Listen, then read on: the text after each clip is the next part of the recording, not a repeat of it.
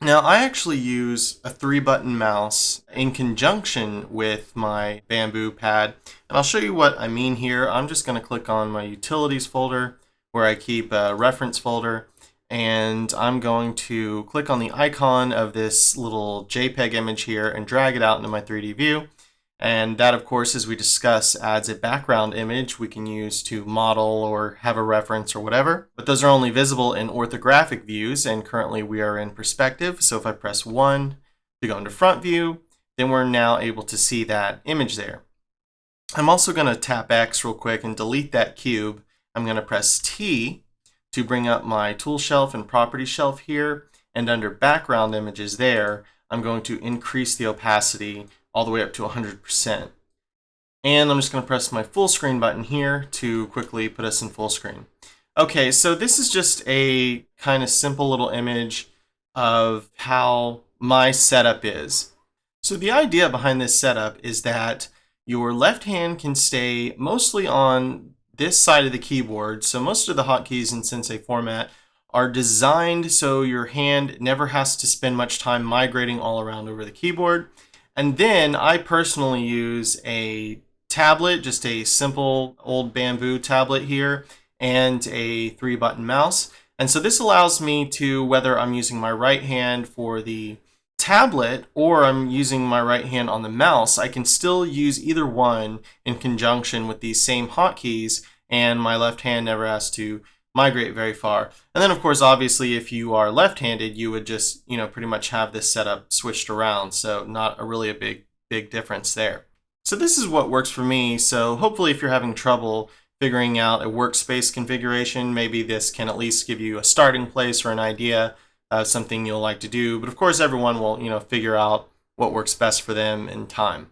So I'm going to go ahead and open up my Bamboo tablet settings. Your settings will probably look a bit different from mine, or you may be on a totally different device, but still the same basic features you should be able to find and adjust so you can set up your tablet for use in Blender.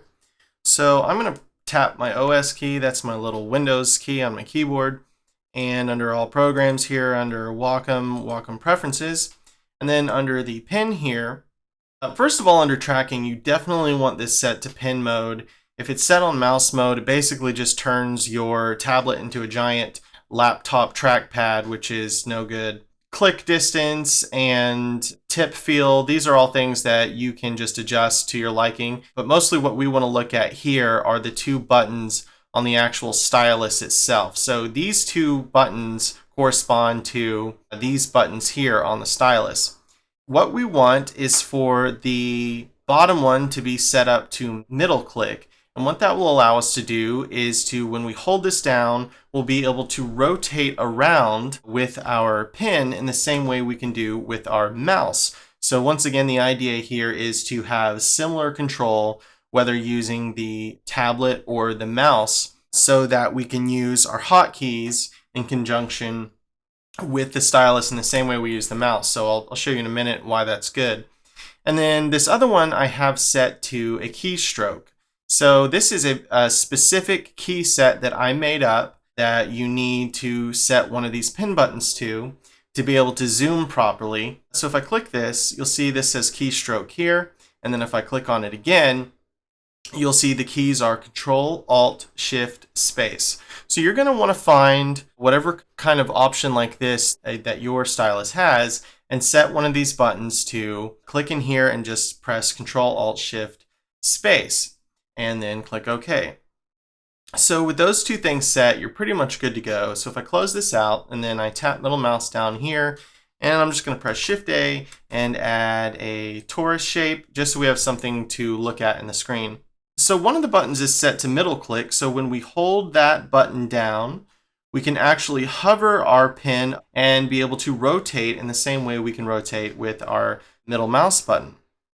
Now, the purpose of setting the second button on the stylus to Control, Alt, Shift, Space, the reason why we did that is because that corresponds to a special key in Sensei format, which does a precise zoom. And the reason why we want a precise zoom set up on our stylus instead of the regular zoom is because if we're using the regular zoom with our stylus, then when we're real close to our objects, which we often are when we're, say, sculpting or painting, which are things we would be doing with our tablet and our stylus there, if we try to zoom out, we get these real clunky zooming in and out. So that's why we set that up that way. So now when we're using our stylus, we have this really smooth zooming in and out. We can rotate and hold shift and the stylus button to pan. And so we have all the same basic controls with our stylus as we do with the mouse, and we're able to use our hotkeys, which the further we get into this, you'll see why that's really important to have those available and have them work the same way, whether we're using